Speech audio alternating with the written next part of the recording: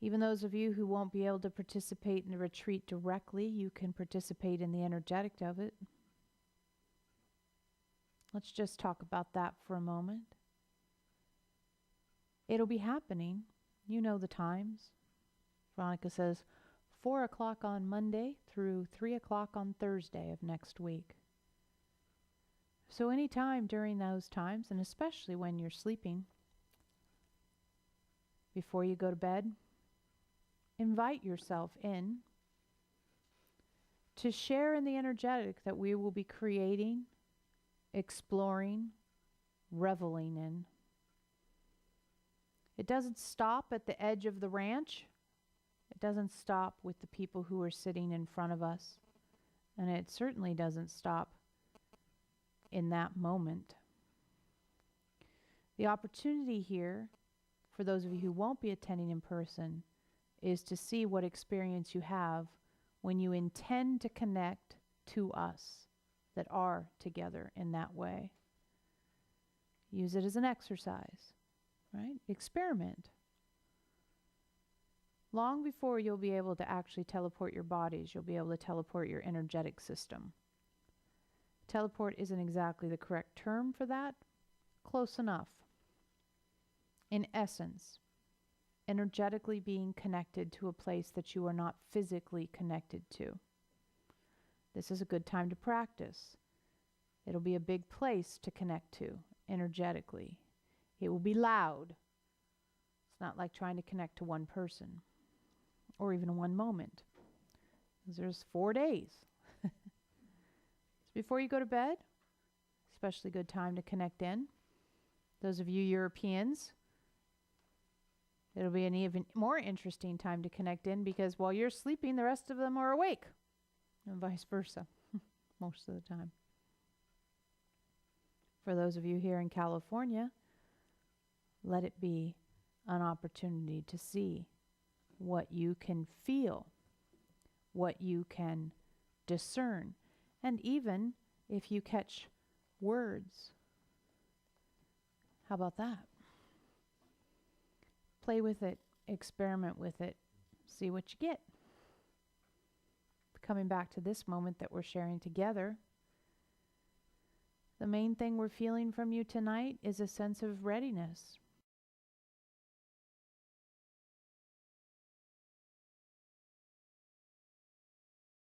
Okay, so the other day in that morning message thing, Elohim said something about, what if Fred were incarnate?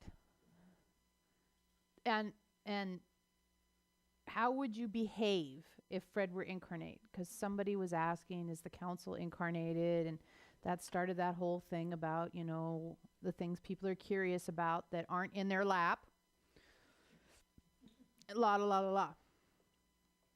So we thought it would be fun just to imagine if we were incarnate, which we're not in the way that you are. So how would it be if we were? And Veronica imagines that we would be like one of these extreme sports athletes, you know, flipping a bicycle up and upside down and snowboards and stuff. And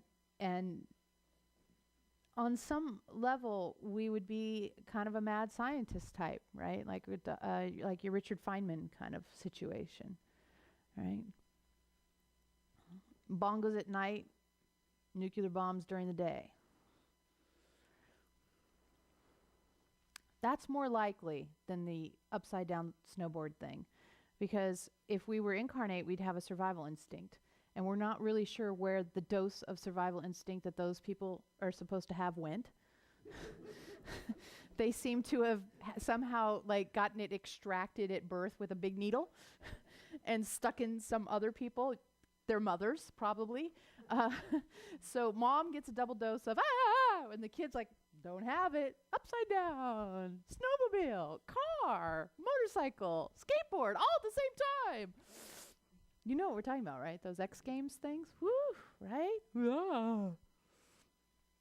It's all well and good when you don't have a body, but when you do, dang, what the heck? So yeah, if we were incarnate on your planet, we would be a scientific type, we believe. Now, we wouldn't be a scientific type being told what to study, and we wouldn't be a scientific type studying the things that are already being studied. We'd push the envelope for sure. We'd ask for the ability to be in a situation where funding was less of an issue and freedom was more of an issue. You know, that idea of being free to explore. There's a responsibility that comes with that kind of a life, though, because it requires such dedication. And as Mary's question or example gave, because that's a scientific sort of thing she went through, a follow through and a consistency and a persistence. None of those things are very easy, and they don't come naturally to you all in the Homo sapiens form. So it's something to be asked. It's a trigger. You have curiosity, but when you apply that curiosity, how does it look when you apply curiosity? Is it short-term gain? Is it just make me feel safe right now? Or do you have the wherewithal to dig in and stay dug in for years and decades even? We'd probably do that. We'd hope. But then again, you know, you put someone in a body with survival instinct and amnesia about their greater self, and the next thing you know, all they want to do is get paid to make a better deodorant. And that seems like an accomplishment. And you play X Games on the computer or on whatever they've got, those things that you use your thumbs with, because you're too scared to spin upside down by yourself. So we go from blowing up planets for fun to playing a video game to get our rocks off. That's what happens when you incarnate in the human form. We don't say this to depress you. We say this to encourage you, because anything you do beyond just sitting on your hands trying to stay alive is incredible. Any envelope you push, any time you confront a trigger, anytime you look at something hard inside yourself, you're doing something so incredible, because the energy of Homo sapiens, is stay alive at all costs. At its very primal level, that's what you get. That's the dose of enlightenment you have. Go forth, stay alive at all costs, propagate your species. That's where you started from. And you come here now, and what do you have? I want enlightenment. I want self-awareness. I want to find a cure for cancer. I want to raise conscious children. I want to find a way to not pollute the rivers. Whatever else you get into that's past stay alive at all costs is incredible. It really is.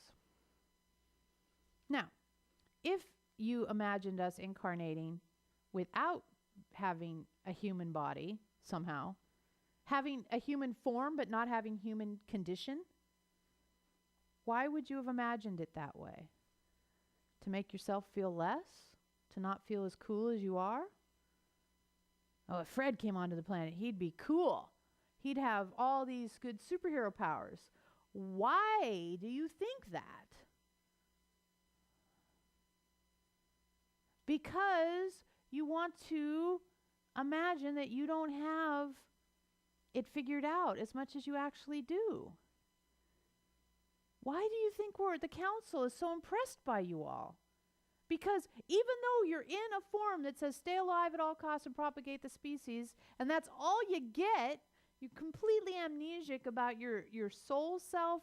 You don't understand the internal nature that you exist in. You have all this inability to know all the things about yourself that you really would find completely epic, and yet you still seek, you still look, you still proceed, you still manage triggers, you still do what you do. That's superhero stuff. But because you think it should be different than it is, you don't see it as superhero, you see it as lacking. That's the part that confuses us. You're doing superhero stuff every damn day, but you see it as lacking because it's not instantaneous manifestation, teleportation, flying. You know, we'll give you a little clue. When you don't have a body, instantaneous manifestation is easier than farting. If you wanted to fly, you'd be like, well, since I don't have a body, I sort of float around if I even have a physical sensation, so I guess I fly all the time. telekinesis and with telepathy, that's normal. All that's normal. It's not even something that you have to even try. It just is. Breathing kind of stuff. It's like how you breathe. You don't think about it most of the time. You just breathe. It's no big deal. Okay, all those things that you consider superhero powers when you're not in the physical form, this is just normal. Normal, so normal that you say, I'm bored with this. I want to do something else. What am I going to do? I'll go be human for a few hundred lifetimes. Because if I do human, then I can learn new things. I can learn new things. And you come here to be human and you think that you suck because you don't do the things that you've been doing for eons when you're non-physical. And you miss the opportunities to learn about things you get to do only when you're physical. And that's the part that confuses the hell out of us. You are all aware, because we've told you, and on some level you believe it, that you have an eternal nature to you. That when this body ends, something goes on past that. Yet you'll pass up moments in this body, in this rare situation, you'll pass up those moments to wish it was more like how it will be for infinity. That we don't understand. Since apparently tonight is the night to say the thing that confuses each council member the most.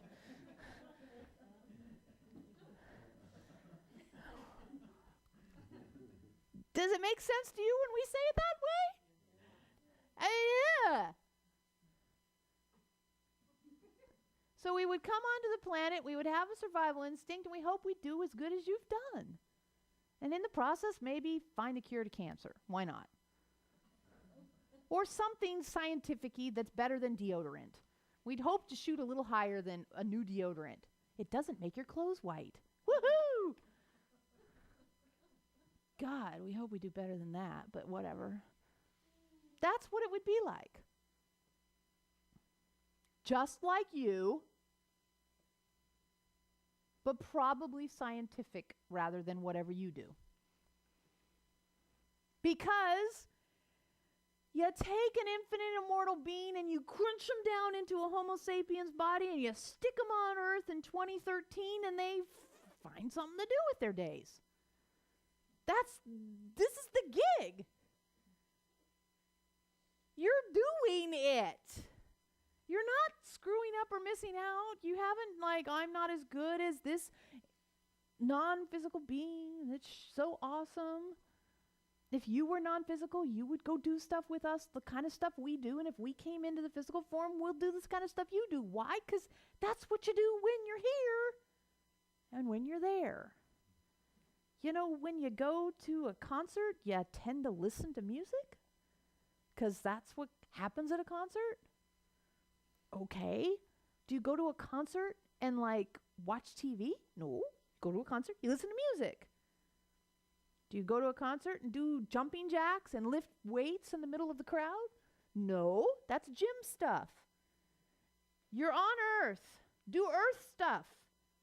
Leave all of that other wonder what's going on over there for later. Because it's just as ludicrous as going to the concert and everyone's in their chairs and you've got the screw gun and you're unbolting about 7 or 8 chairs and everyone's staring at you and you get rid of them and you drag your weight bench in and you put your weight bar and as those songs are going on the stage, you're going 1, 2, 3, 4. Can someone spot me? This is getting a little heavy. I think I'm going to hurt myself.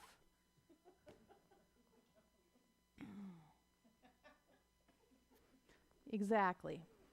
You got it. Silly. Don't do that. Do what you have that you can do when you're here. Now, what is that? Elohim calls it focus on what is in your lap. It's a damn fine place to start. You only get this moment once. Make it count. Even if you do nothing consciously and do nothing as a earth person. All right, we're supposed to go now. Warrior. Oh, watch out. We don't understand this night. And the warrior's coming?